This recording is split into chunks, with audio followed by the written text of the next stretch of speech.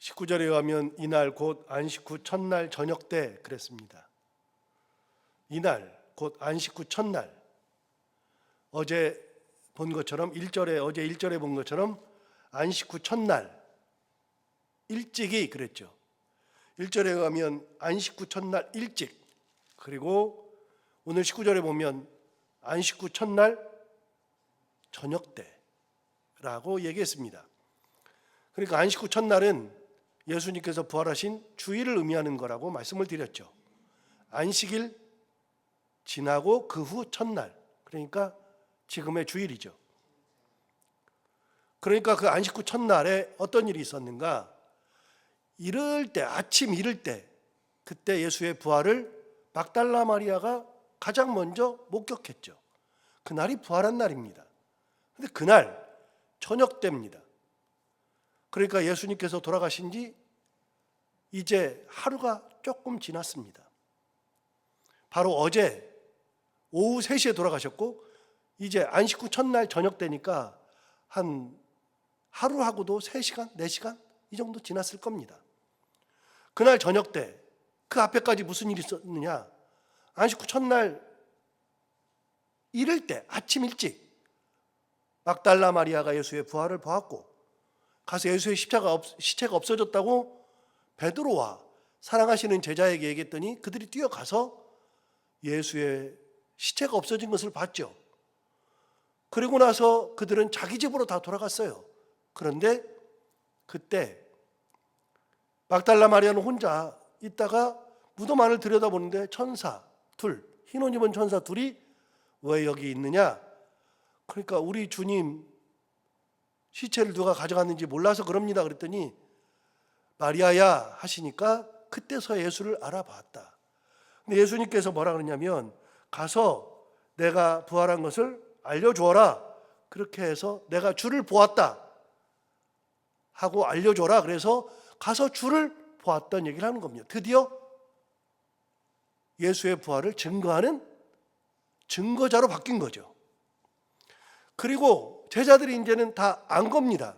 알았는데 예수께서 부활하신 그날 저녁에 알았는데 그 저녁에 뭐 하고 있었느냐?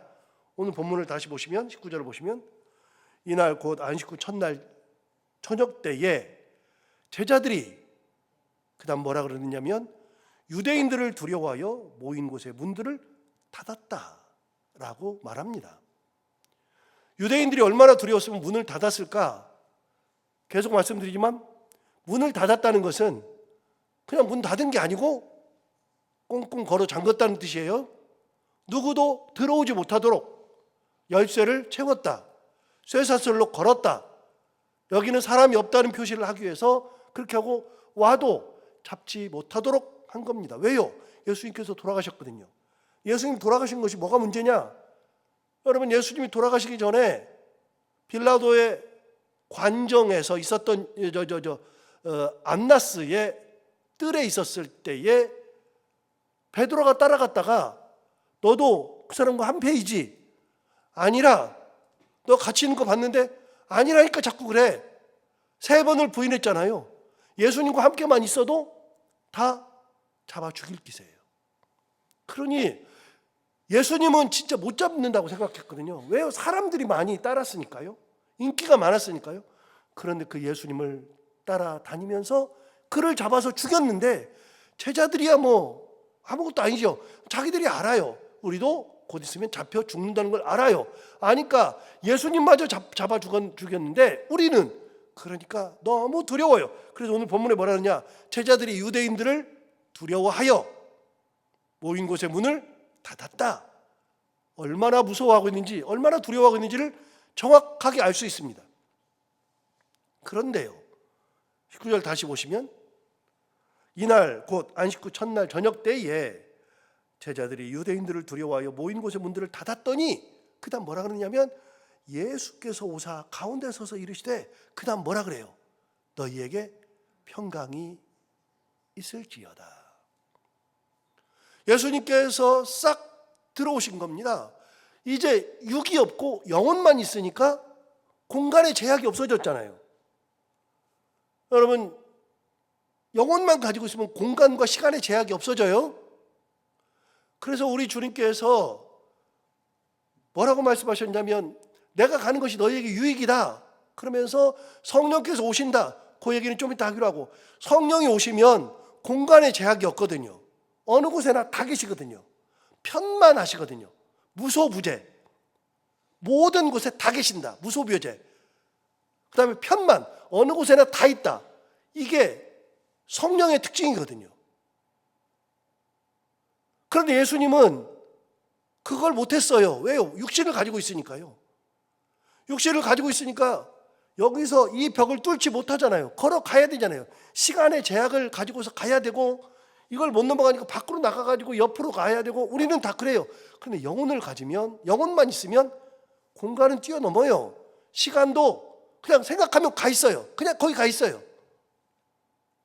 그런데 우리 주님은 이제 육신이 없잖아요. 그러니까 문들을 꽁꽁 걸어 잠갔는데 그들 가운데 오셔서 쓰셨다. 그리고서 뭐라고 말씀하시느냐? 예수님께서 부활하신 후 첫 마디가 뭐냐면 너희에게 평강이 있을지어다. 제자들에게 지금 평강이 있다 없다? 없다. 제자들에게는 평강이 없다. 왜요? 죽을 것 같거든요. 문을 꽁꽁 걸어 잠갔거든요. 예수님께서 그들에게 했던 첫 번째 말씀이 분명히 평강이 있을지어다. 그만큼 엄청나게 무서워하는 겁니다. 두려웠습니다. 그런데 예수님이 그렇게 말씀을 하시는 거죠. 여러분, 평강이 있을지어다 하셨는데 두 번째 20절을 보시면 이 말씀을 하시고 손과 옆구리를 보이시니 제자들이 주를 보고 기뻐하더라. 그래도 제자들이 긴가민가 하고 있는데 손을 보여주고 옆구리를 보여줬어요. 손은 못에, 그 다음에 옆구리는 창에 박히고 찔린 것을 직접 보여주니까 그때서야 주님은 것을 알아보고 제자들이 기뻐했죠. 부활하셨다는 소식을 들었는데 부활하신 주님을 눈으로 만나보니까 너무나도 기쁜 겁니다. 21절 두 번째 말씀을 하십니다. 예수께서 또 이르시되 너희에게 뭐가 있을지어다? 평강이 있을지어다. 예수님이 두 번 연속해서 평강을 말씀하십니다. 왜요? 제자들에게는 평강이 없어요. 그들의 마음에 평강이 없어요. 예수님께서 방금 전에 평강이 있을지어다 그랬는데도 평강이 없어요. 또 말씀하세요. 평강이 있을지어다. 그리고 그 다음 21절 다시 보시면 예수께서 또 이르시되 너희에게 평강이 있을지어다. 그 다음 뭐라 그랬느냐? 아버지께서 나를 보내신 것 같이 나도 너희를 보내노라. 여러분 17장에서 이렇게 했다 그랬잖아요. 이번 주일에 설교했잖아요. 17장에서 기도하실 때 아버지께서 나를 보내신 것 같이 나도 그들을 세상에 보내었고, 주님께서는요 우리를 세상으로 보냈어요. 굉장히 중요한 거예요. 우리는 예수 믿으면서 나만 생각해요. 내가 구원 받으면 되고 구원은 내 거고 너도 구원 받아. 우리는 구원만 얘기하는데 우리 주님은요 우리를 어디다 파송하느냐? 세상에 파송하세요. 그런데 17장이면 마지막 최후의 기도인데 그때도 기도할 때 아버지께서 나를 보내신 것 같이 나도 그들을 세상에 보내었고 라고 마지막 기도하셨는데, 오늘 부활하신 다음에 처음으로 하시는, 제자들 만나가지고 평강이 있을지어다 다음에 하시는 말씀이 뭐냐면 아버지께서 나를 보내신 것 같이 나도 너희를 보내노라. 부활하셔서 처음으로 하시는 말씀이 뭐냐면 세상에 보내는 거예요. 여러분 이 세상이 어디예요? 주님께서 말씀하시는 세상이 어디예요? 잡혀 죽은 데예요. 주님께서 모욕당한 데예요. 채찍 많고 침뱉음 당하고 뺨을 맞고 모욕하고 비방하고 모함하고 결국은 십자가를 지어야 하는 그곳으로 주님께서 다시 보낸다. 주님 아세요? 너희들 가는 길이 꽃길 아니다. 면류관이 있는 환호와 괄체가 있는 곳이 아니다. 여러분 예수 믿는 길은요 우리 주님의 길이에요. 우리 주님이 세상에서 고통당하면서 최후의 사람들에게 구원을 주었던 것처럼 우리도 세상에 파송되어서 이 세상의 길이 꽃길이 아니라 우리가 가는 길은 예수님이 가셨던 십자가의 길, 가시밭길. 그래서 우리가 찬양할 때 제가 그 찬양 가끔 부르잖아요. 주님 가신 길, 십자가의 길, 외롭고 무거웠던 길, 골고다의 거친 언덕길. 이런 노래를 우리가 했잖아요. 그냥 막 하게 되는데, 여러분, 주님께서 가신 길은 골고다의 거친 언덕길, 외롭고 무거웠던 길, 십자가의 길. 우리 주님께서는 그 길을 가셨어요. 그런 길을 가셔서 뭘 주셨느냐? 세상에 구원을 주신 분. 그래서 우리로 하여금 원래 예수 믿으면 뭐 호요식하고 뭐 잘 되고 그런 게 아니라 사실은 주님의 길로, 세상을 구원하는 길로 우리가 가는 거예요. 가시밭길 가는 거예요. 굉장히 중요한 거예요. 아버지께서 나를 보내신 것 같이 나도 너희를 보내노라. 2번 말했어요. 요한복음에서 2번을 말씀하시거든요. 우리가 이거를 잘 몰라요. 그래서 우리는 나만 구원받으면 된다 그러는데, 우리는 나의 구원과 더불어서 가정의 구원도 책임져야 되고 세상의 구원도 책임지는 거예요. 교회는 사회적 역할을 해야 돼요. 세상의 역할을. 진짜 중요한 거예요. 다시 말씀드리지만 우리 교회가 암사동에 있으면서 이 암사동에서 지나가는 사람들이 우리 교회를 욕하는 교회가 아니라 지나가는 사람들이 우리 교회를 보고 저 교회는 예수 그리스도의 사랑과 예수 그리스도의 은혜를 같이 나누는 교회, 이 교회는 참 좋은 교회, 세상에서 빛과 세상에서 소금의 역할을 감당해야 돼요. 예수 믿는 사람들은요, 우리들 자체가 어느 곳에 가든지 간에 그들에게서는 우리는 예수님과 똑같이 빛이 되고 소금이 돼야 돼요. 그런데 말씀드렸잖아요. 너희는 빛이라, 너희는 소금이라가 아니라 그랬죠. 뭐라 그랬어요? 너희는 세상의 빛이라, 너희는 세상의 소금이라. 우리는 다 세상의 빛과 소금이에요. 우리는 가정에 있어서 우리는 가정의 빛이요, 가정의 소금이에요. 우리 교회는요, 이 지역의 빛이고 이 지역의 소금이어야 돼요. 그래서 한 번이라도 교회에 들어오고 교회를 칭찬하고, 우리가 가는 길은 그런 길이에요. 우리끼리 잘 먹고 잘 사는 길이 아니라고요. 우리 주님이 우리를 세상에 파송했어요. 그래서 아까 불렀던 찬양 중에 부름받아 나서님은 그 다음 뭐라 그래요? 어디든지 가오리다. 괴로우나 즐거우나 주만 따라 가오리니. 주만 따라 가는 길이 어디예요? 십자가의 길이에요. 아골골짝 빈들에도, 여러분, 아골골짝 빈들 그곳에 복음 들고 가오리다. 그 다음 뭐라 그랬어요? 존귀 영광 모든 권세 주님 홀로 받으소서. 그래서 모든 영광 다 주님께 드리고 우리는 주님 가셨던 길을 가요.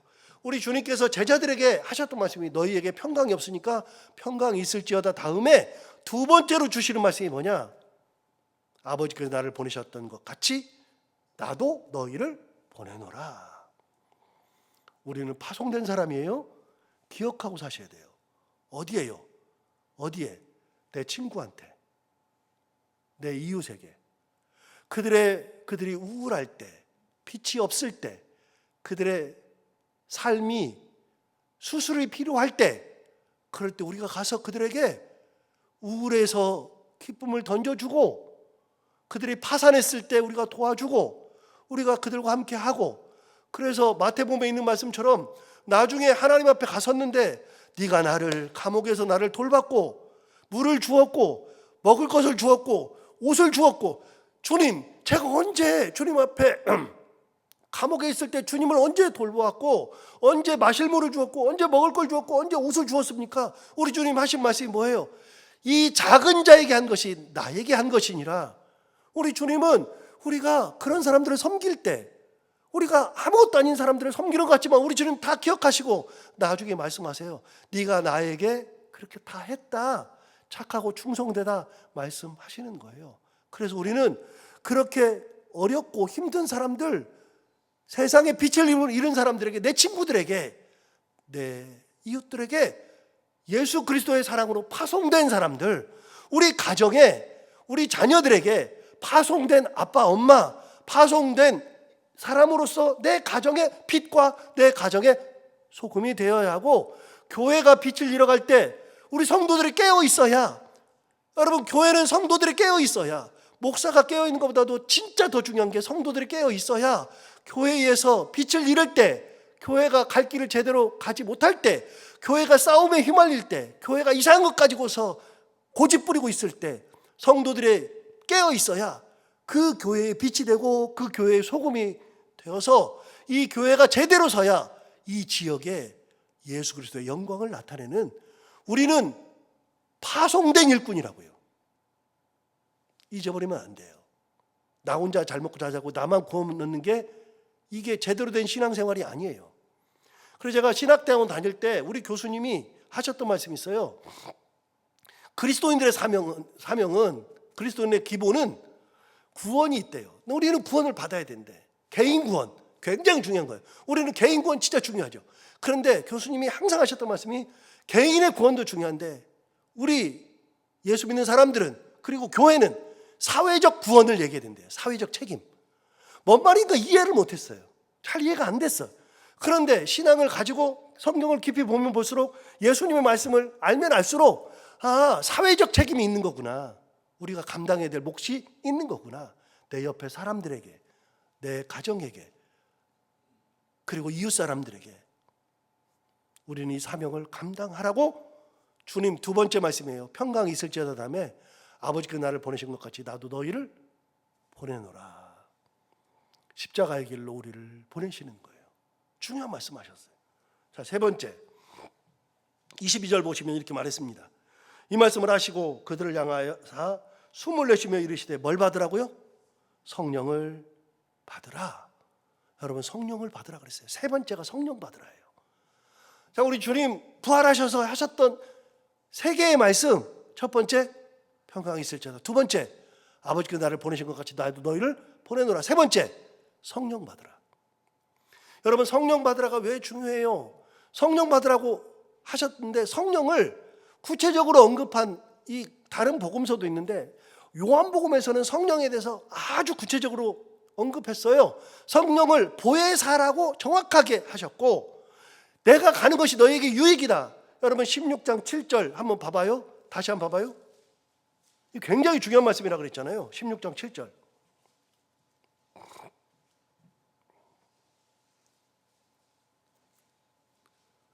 (16장 7절에) 이렇게 말씀하셨어요.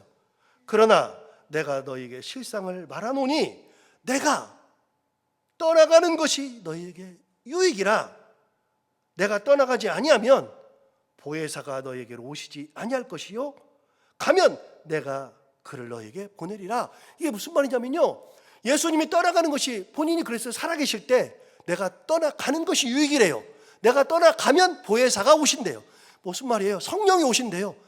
여러분 예수님 지난번에도 설명 2번 드렸어요. 예수님이 계실 때는요 몸을 가지고 있으니까 공간의 제약이 있잖아요. 시간의 제약이 있잖아요.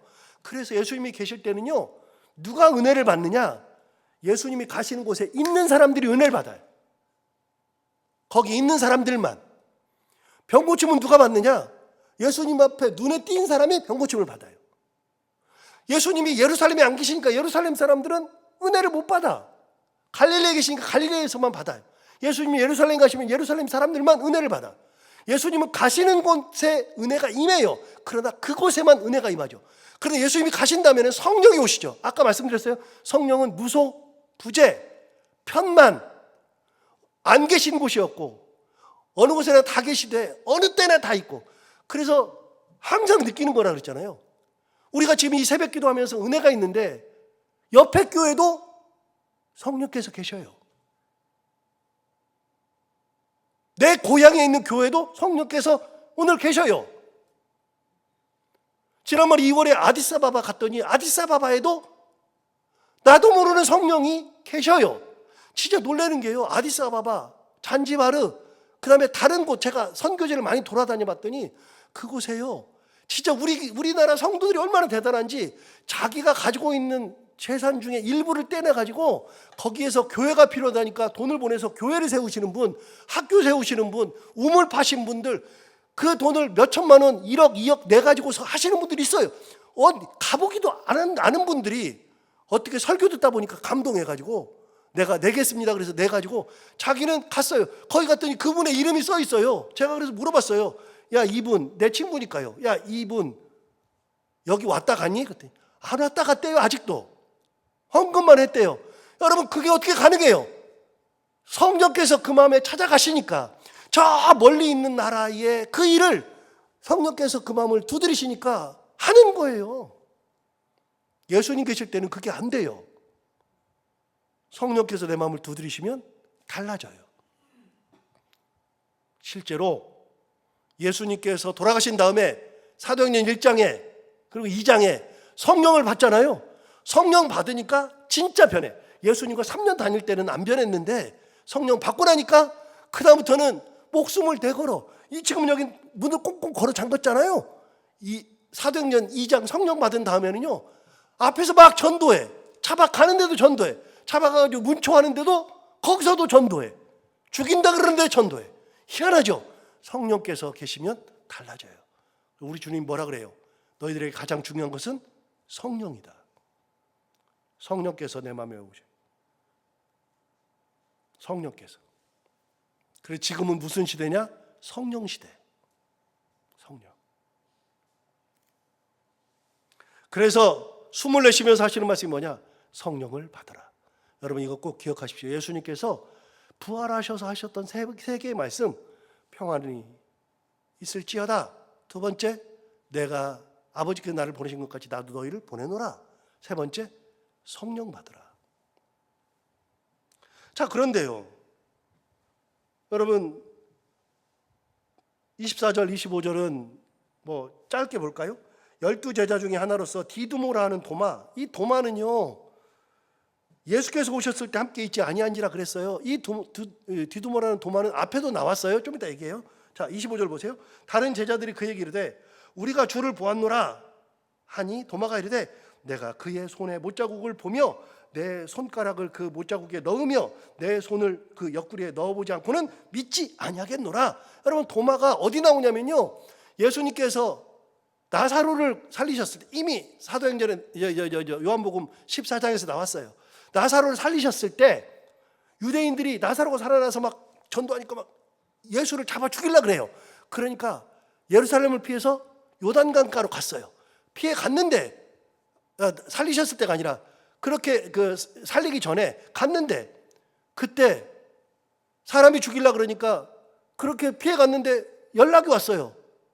나사로가 죽었다고. 그러니까 예수님께서 다시 가자, 유대로 다시 가자. 그랬더니 제자들이 뭐라 그래요? 아니 주님, 얼마 전에 사람들이 우리를 다 잡아 죽이려고 그러고 주님 잡아 죽이려고 그랬는데 거기를 또 간다고요?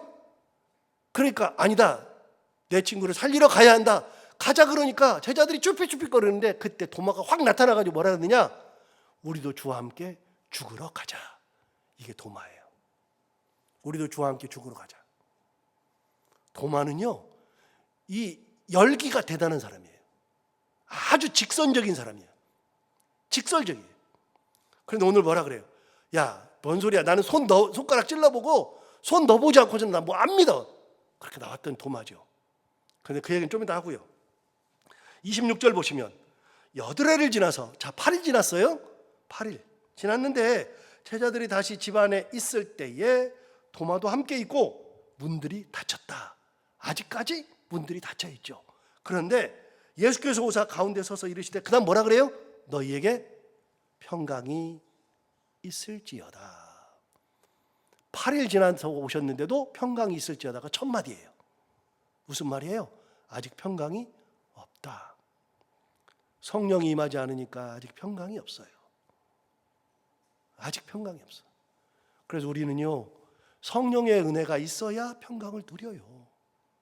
제가 100날, 1000날 여러분 평강하세요. 왜 이렇게 두려워하세요? 안 돼요. 성령께서 오셔서 내 마음을 만지셔야 평강이 있어요. 훗날 성령을 받으니까 이 사람들은 두려움이 사라져요. 성령이 오셔야 돼요. 첫 마디가 평강이 있을지어다. 그만큼 평강이 중요해요. 자, 그런데 27절 보세요. 도마에게 이르시되 내 손가락을 이리 내밀어 내 손을 보고 내 손을 내밀어 내 옆구리에 넣어 보라. 그리하여 믿음 없는 자가 되지 말고 믿는 자가 되라. 그랬더니 28절 도마가 대답하여 이르되 나의 주님이시오 나의 하나님이시니이다. 보고 딱 드디어 이제 고백하죠. 그랬더니 29절 예수께서 이르시되 너는 나를 본고로 믿느냐 보지 못하고 믿는 자들은 복되도다 하시니라. 그래서 보고 믿는 믿음, 보지 않고도 믿는 믿음, 뭐가 귀하냐? 보지 않고 믿는 믿음이 더 귀하다. 그런데 우리는 보지 않고는 못 믿어요. 저는 그래서 도마가 좋아요. 그래도 이렇게 보고 믿는 믿음. 그래서 예수님께서는 모든 제자들을 다 부활을 믿게 하시는 우리 주님. 마지막. 여기까지가 요한복음입니다. 그럼 목사님 21장은요? 그건 이제 다음 주 월요일에 설명하겠지만 여기까지가 원래 요한복음입니다. 그래서 30절 이렇게 말했잖아요. 예수께서 제자들 앞에서 이 책에 기록되지 아니한 다른 표적도 많이 행하셨다. 그런데 31절 이걸 기록한 목적을 얘기해요. 요한이. 오직 이것을 기록함은 너희로 예수께서 하나님의 아들 그리스도심을 믿게 하려 함이요. 이 책을 보고서 너희가 예수를 믿어라. 그 얘기고, 두 번째 또 너희로 믿고 그 이름을 힘입어 생명을 얻게 하려 함이니라. 그래서 원래는 여기서 요한복음이 끝나요. 여기서 이게 이 책의 목적도 나오니까. 21장은 부록이에요. 나중에 붙었대요. 그 얘기는 다음 주 월요일에 하기로 하고, 우리 다 오늘 말씀 주신 것처럼 우리 삶에 평강이 가득하고 주님께서 우리를 세상에 보내신 것처럼 우리도 세상의 빛과 소금으로 살아야 하고, 그리고 성령을 받으라 말씀하셨던 것처럼 성령의 은혜를 힘입어 살아갈 수 있는 우리 모두가 다 되기를 바랍니다. 기도하겠습니다. 하나님 아버지 감사합니다. 오늘 귀한 말씀 우리를 깨우쳐주셔서 감사합니다. 이 말씀 듣고 보니 우리 주님이 부활하신 다음에 하셨던 중요한 세 말씀이 있다는 것을 깨닫게 됩니다. 두려움이 가득한 그들에게 평강이 있을지어다. 8일 후에도 오셔서 평강이 있을지어다 말씀하셨던 주님, 가장 우리 인생에서 중요한 것이 평강이구나 하는 것을 깨닫고, 주님 우리의 삶에 어떤 상황이 되어도 주님 붙들고 성령의 은혜로 말미암아 평강을 누리는 삶을 살아가는 저희들이 되게 하여 주옵시고, 우리를 세상에 보내셨다는 것을 다시 한번 기억하고 우리는 파송된 일꾼임을 생각하면서 우리가 사회적 책임을 다하고 내 주변 사람들에게, 내 친구에게, 내 가족에게, 우리 교회에서 우리 모두가 다 세상에 파송된 그들에게는 빛과 소금과 같은 그런 역할을 하는 참 그리스도인들이 되게 하여 주옵시고, 또 성령 받으라 말씀하셨던 것처럼 우리가 항상 성령의 은혜를 항상 힘입어 살아갈 수 있는 저희들, 그리고 우리 교회들이 다 되게 하여 주옵소서. 오늘도 귀한 말씀 주셔서 감사하고 이 말씀이 우리 가운데 힘이 되어 오늘 하루를 살아갈 때도 하나님 은혜 가운데 살기를 원하옵고, 특별히 이 새벽에 하나님 말씀 들으려고 기도하기 위해서 찾아온 사랑하는 모든 성도들 한 분 한 분의 그 헌신과 열정을 다 받아주시기 원하오며, 기도할 때 우리 기도가 다 하늘에 상달되어 응답받게 하여 주옵시고, 오늘도 우리가 해야 되는 것들을 기쁨으로 잘 감당하고 만나는 분들과 함께 웃고 행복한 하루가 되게 하여 주옵소서. 감사하며 예수님 이름으로 기도하옵나이다.